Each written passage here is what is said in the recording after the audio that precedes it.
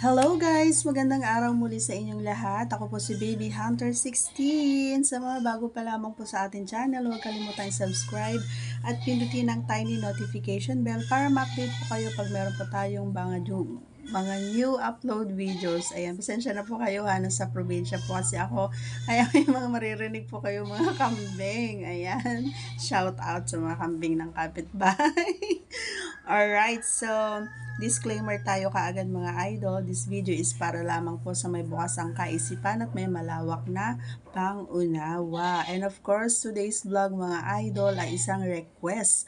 Ang sabi niya, ano daw yung magandang posisyon kasi daw maliit daw ang kanyang alaga. Ayan, yan ang ating topic for today's video. Ayan. Pero bago natin na pag-usapan yan, mga idol, ay gusto ko lamang pong i-shout out ang ating mga masugid na manonood at mga subscribers dito kay Baby Hunter 16 na sina Enrique Aquelanas, mega love shout out to Silent Watcher, mega love shout out din kay Jeffrey Ekla, mega love shout out din kay Samsky Vlog, mega love shout out to Rosalie Green Vlogs, mega love shout out din kay Jack De Juan. Mega love shout out also to Saiful Slam. Mega love shout out also to Teddy Azada. And of course, mega love shout out to Miss Che. Ayan, shout out din po kay Almonte Bon. Mega love shout out also to Bill's Rat. And of course, mega love shout out to Jover Quinto, to Deep and Dive. Mega love shout out also sa Kalbong Colette TV Vlogs. Ayan ang ating mga friends. And last but not the least, mega love shout out to Peter Epra. Ayan. Maraming salamat po sa inyong lahat. Kung gusto niyo pong magpa-shoutout, ayan, mag-comment lang po kayo sa mga open na ang comment section sa ating mga videos. Yan, yung iba kasi naka-off comment mga lods. Alright? So, let's proceed na po sa ating vlog mga idol. Sabi, ang ating usapin ay ano nga ba daw yung pwedeng maging gawing posisyon. Ayan. Kasi parang nagigilty na raw yung si Parico doon sa partner niya kasi parang hindi niya nararamdaman or hindi siya nag-e-enjoy doon sa ginagawa niya kasi nga mga idol ang problema ay maliit, hindi siya pinagpala. Ayan, hindi ko nga ba alam kung bakit ang mga boys kayong mga boys ay masyado kayong nag-iisip, grabe yung eye bags ko. Patalastas no. Masyado kayo nag-iisip kung bakit masyadong maliit, bakit hindi naman lahat ng mga girls ay yung size ang hinahanap mga boys. Ayan, 'di ba lagi kong sinasabi sa inyo 'yon? Hindi namin hinahanap, hindi lahat ng mga girls na ang hinahanap ay yung size. Ang mostly na hinahanap namin ay yung magaling. Ayun, performance ba? Performance. Ayun. So, gaya nga sa request ni Idol, so susubukan natin na matulungan at sana ay mai-apply mo itong mga ituturo ko sa'yo. Actually, ang pinakaano lang naman na talagang size ng Asia, ng tayo mga Pinoy, ang tawag dito 3.5, 3.8, 4, 4.5, mga ganun lang naman, 'di ba? 4, mga ganyan lang naman eh. Hindi naman umaabot, wala naman kung meron kang 6, 'di ba? Kung meron kang 6 na size is ikaw na yung pinagpala, 'di ba? Pinagpala ka na. Hindi ko ba alam kung bakit masyado kayong concern diyan sa alaga nyo. Kasi ang importante naman talaga ng pare ko ay yung yung mahal mo, yung kasama mo, yung asawa mo, yung jowa mo, na nagmamahalan kayo, nagkakaintindihan kayo. Yun ang importante, hindi sa laki or liit ng ng pasensya charot ng alaga, 'di ba?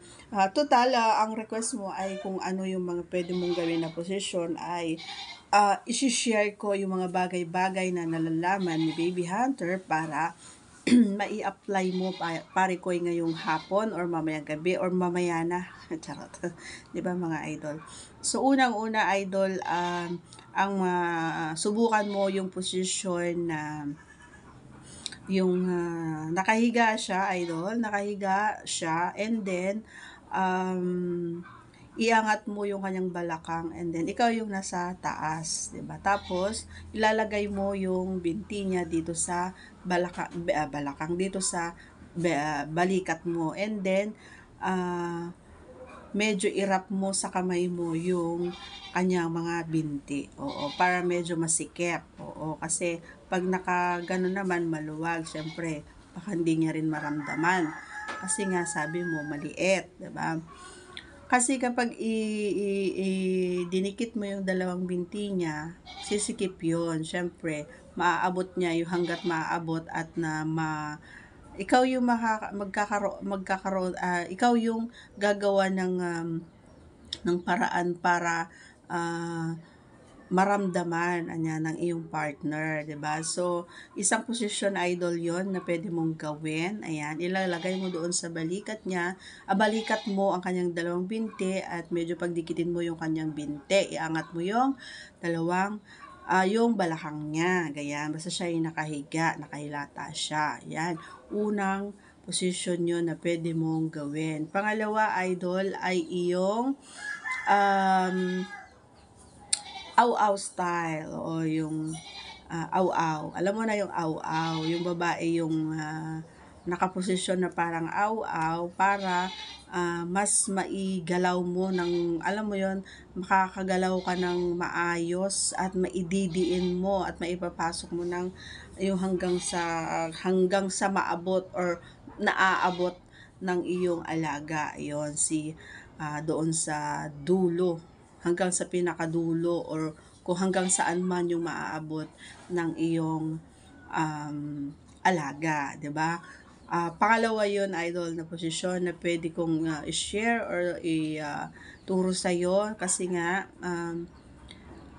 alam ko 'yun yung yung mostly na ginagawa ng mga may maliliit, ayan, na alaga, gawa nga ng talaga naman na pasok yun na idol hanggang sa kaya ng iyong alaga. Ayan, yung aw-aw style.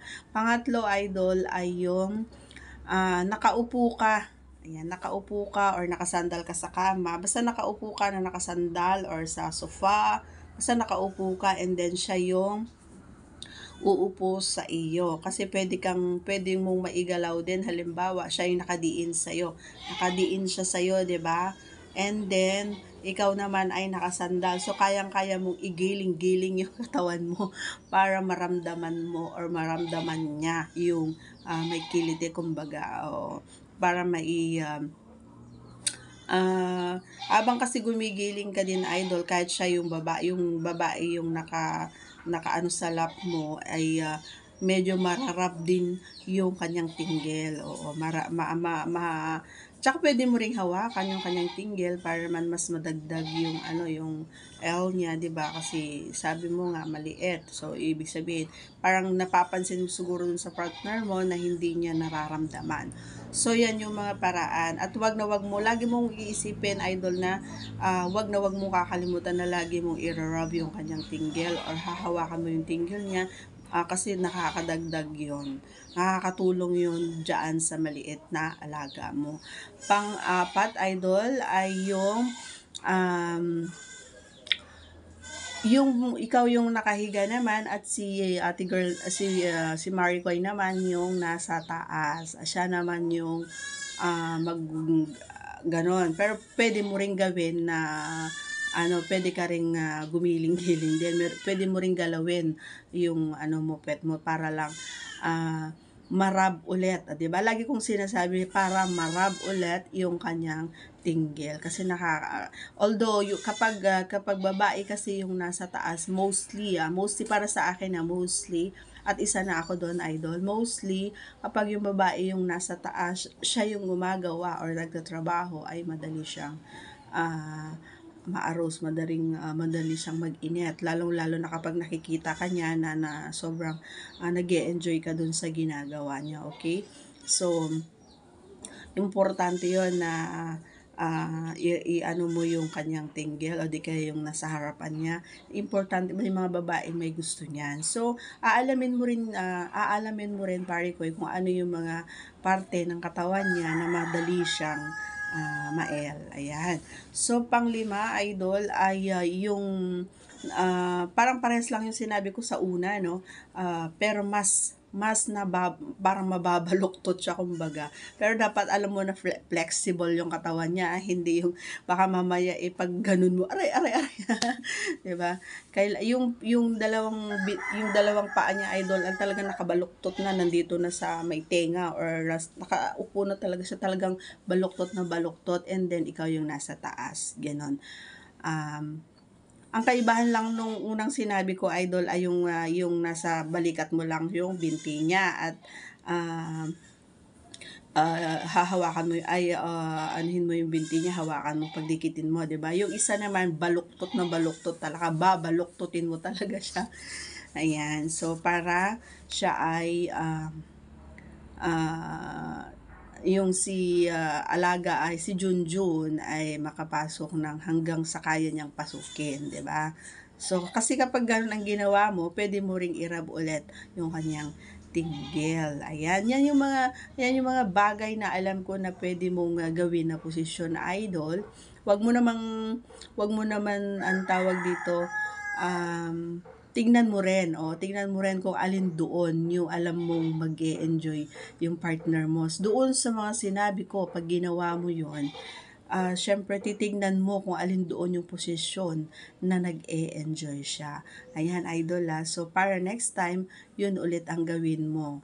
And then, tatanungin mo siya kung okay yung yung ginawa mong posisyon para sa kanya. Mas maganda kasi, idol, no, yung open kayo talaga sa pagdating sa mga ganyan, open communication, kumbaga. Huwag kayong mahihiya, lalo na kapag matagal na kayo nagsasama or matagal nyo nang ginagawa yung mga bagay-bagay at naiisip mo or nai-insecure ka kasi nga meron kang maliit na alaga, 'di ba? At sa lahat ng may concern sa ganito, yan yung may maliit na alaga, wag po kayong ma-insecure. Kasi hindi po yan ang basihan na ang mga babae ay sobrang, 'di ba, nag-e-enjoy, hindi sa sobrang laki, hindi sa sobrang taba, kundi sa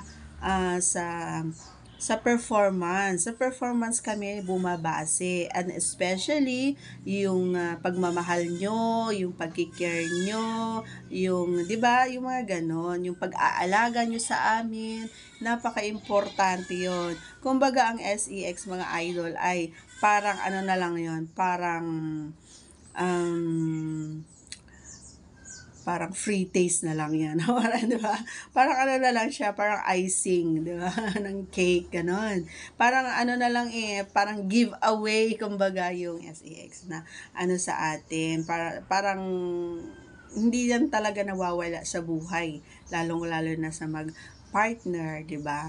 So, pero ang pinaka-importante pa rin dyan, mga idol, ayan, ay yung pagmamahalan yung dalawa, yung tunay at wagas na pagmamahalan. So, hanggang dito na lang, mga idol, mga parikoy, mga ka-hunter at mga ka-baby hunter. Sa mga bago pa lang sa ating channel, huwag niyo pong kalimutan subscribe ang ating channel at pindutin niyo na rin po ang tiny notification po dyan sa baba. Ayan, para ma-update po kayo pag meron po tayong mga new upload videos. Maraming salamat po sa patuloy po na pagsuportan niyo po sa ating mga channel. See you on my next vlog, mga idol. Bye-bye!